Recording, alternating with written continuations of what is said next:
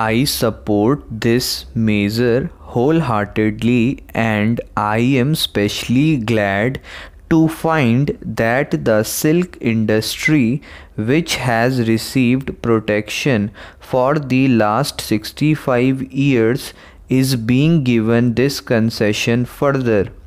Silk, as you know, sir, is considered by many to be an article of luxury, and they think it is not necessary for a person to wear silk. But we must not forget the fact that the silk industry in India is a cottage industry, and it has to be encouraged in order to give employment to people in the countryside.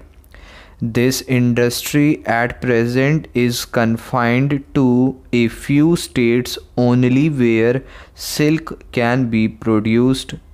Valuable work is being done in this regard in the states of Karnataka, Assam, and West Bengal. The state of Kashmir too has a very fine silk industry which could be developed to a great extent, but the misfortune is that the price of cocoon which the state has fixed is not such that it can give any encouragement to the cultivators to take to the cultivation of mulberry in preference to the cultivation of food grains and other cash crops. When I was a member of the Central Silk Board, I had occasion to visit Kashmir to attend one of its meeting of the standing committee, and I had a talk with the director of sericulture there, as also with the chief minister of Jammu and Kashmir, and I, along with other members of the board, tried to impress upon the chief minister that it was very essential for the development of the silk industry in Kashmir that the purchase rate of cocoon should be increased by the state, which was a monopolist in its purchase, and he had agreed to look into the matter.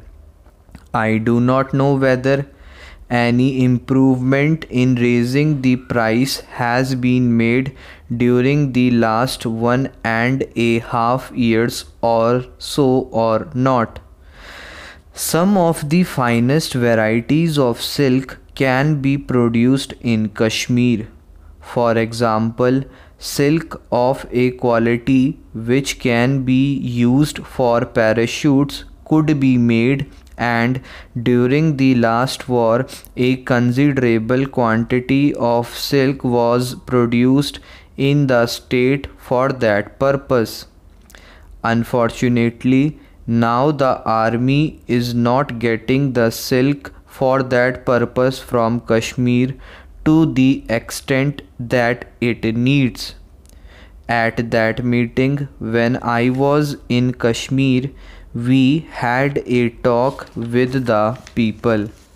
Sir, very valuable work is being done by the Central Silk Board, and the board spares no effort to impress upon the various state governments the desirability of increasing their sericulture industry.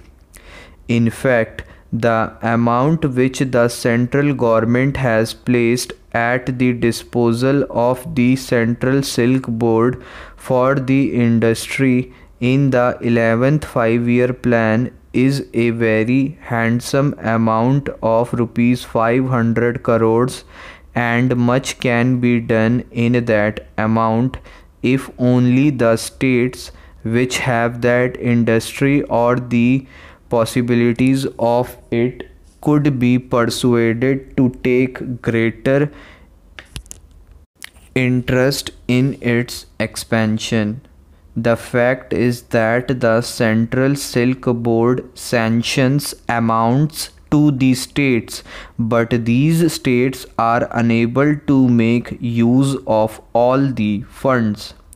On inquiry, it has been found that their main difficulty is that they had not sufficient personnel at present well trained for that kind of work, and consequently it is not possible for them to develop the industry to the extent it is desired.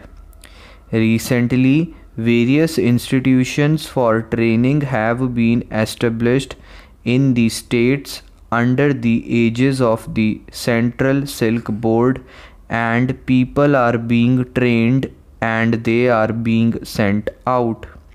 But even then, with the arrangements so far made, it is not possible to get the trained personnel to the extent that is required for development of the industry in the various states. There is one other thing I would like to mention. Some of the states have been wanting for some time past to install spinning mills in their states. For instance, Assam had desired the establishment of a silk spinning mill 2 years ago, and the Central Silk Board had sanctioned the amount also. But when the state pressed its claim before the central government, difficulties of foreign exchange were placed before it, and on account of this, it was not possible for that state to establish a mill. The central government had mentioned to the state that it might make effort with foreign countries to get machinery on a loan basis or on a long-term payment basis.